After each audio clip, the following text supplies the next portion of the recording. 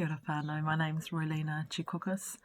Just wanted to share a little bit of my story with you today. I grew up in Moerewa, Taumara Makuku, the centre of the universe. I live in Kaikohe and have been for a little while.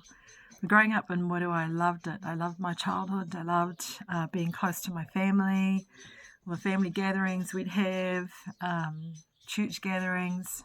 My parents, they're with the Lord now, did the best they could, taking care of me and my sisters.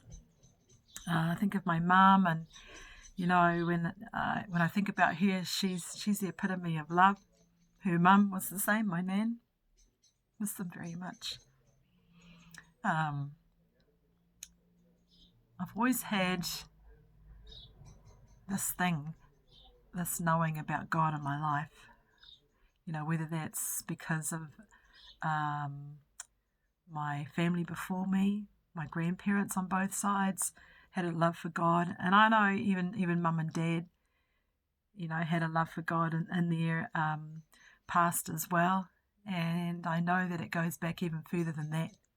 So I knew that God was real, at least. Coming into my teenage years, my life took a turn for the worse, and I became very miserable, very lifeless is the word I think about, depressed. There were things that happened to me at that time that just changed my life, and things weren't good. Things weren't good for quite some time after that. And there were many times that I just wanted to give up on life. There were many times that I tried to do things to help me get to that. I know it was by the grace of God that that didn't eventuate, and I'm so thankful. I was the victim of sexual abuse, and I thought at that point in my life that it was my fault, that I was to blame. It must have been something that I did for that to happen. I got into alcohol, I got into marijuana, trying to escape from the pain, trying to escape from the thoughts and the memories. Fortunately, I found out that someone had been praying for me, my best friend's sister. She'd been praying for me, and she called me over one day and talked to me about Jesus. Now, she told me things that I already knew. I knew that God was real, but I didn't know. She told me that He could take away my pain and the hurt and everything that was causing me to not be myself and not be happy about life. She told me that I could have a relationship with Jesus, and that was the first time I'd heard that. That day I prayed with her, and I asked the Lord to take it all, take all that pain, take all that hurt, take everything that went with it, and pretty much just take over my life. And I got to tell you, whānau, that's the best thing. I was 16. That's the best thing I could.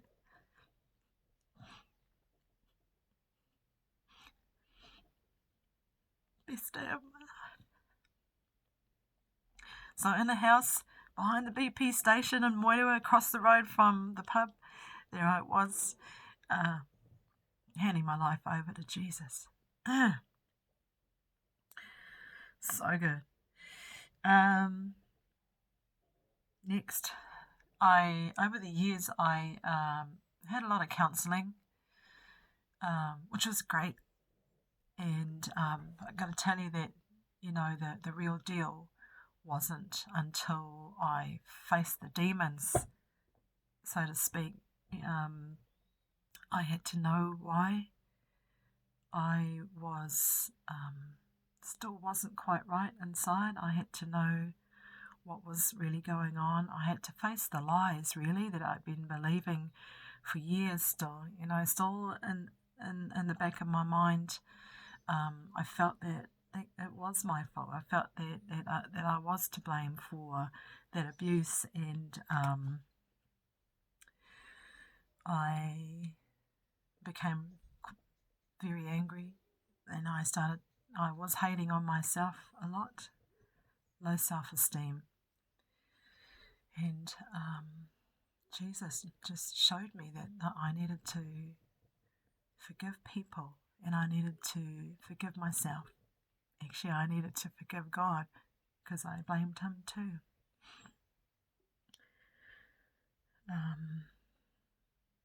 Gotta tell you, there's nothing like being free from things that have haunted you, right from an early age, all the way through to your adult years.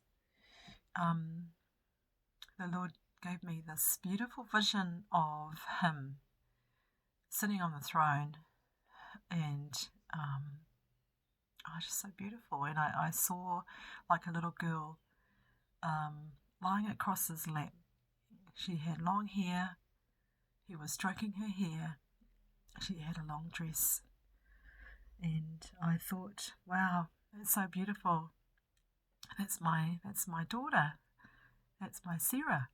And when I looked closer, I realised that was me. And I felt like Jesus was saying to me, I love you. I love you. And if I love you, then you need to love you. And from that time onwards, that's what I do. I look at myself in a different way because of God, and because I know what he's done for me. I know that he loves me, and I know that he's given me a freedom that has changed my life forever. Yeah, so fast forward, I'm married to my Greekalicious husband.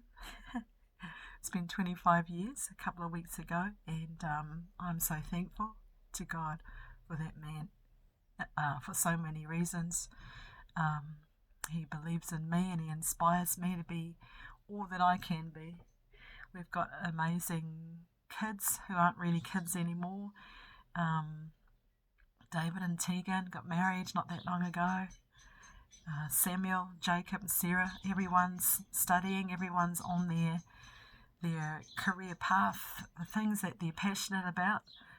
That's what they're working towards, that's what they're doing, and I'm so proud of them. They're strong, they're confident young men and women, and I thank God for them, and I thank God for my family. I thank God for my parents, I thank God for my grandparents, my great-grandparents, for those that have gone before me. I thank God for all my whānau, for everything. I have peace in my mind. I know that there's always hope. There's never ever a reason to give up. Jesus is real. God is real. I know it for myself, and I pray, whānau, that if you're not feeling the same way as me, I pray that you'll get to know him for yourself. He's available to you 24/7. Jesus, he's the way, he's the truth, and he's the life. That's it. I just want to sing a quick song. Thinking about my nan and my paps this morning, and some of the songs we used to sing at church. So if any of you whānau know the song, sing it with me, eh? Okay. Here it goes. If God is dead, then why am I alive? For I'm just a man. And if God is dead, then why am I so blind? There's things on earth I'll never know. I'll never know how the stars got in the sky. I'll never know how the birds and insects fly. But there's one thing that I am certain of. My God is real, and He is alive. He lives in my heart. Awesome. So, love God, love yourself, love your whānau. I'm here if anybody wants to send a message to me. If anyone relates to any of the stuff I shared, please do. There's heaps of awhi out there for you, and I'm one of them. All right, love you all.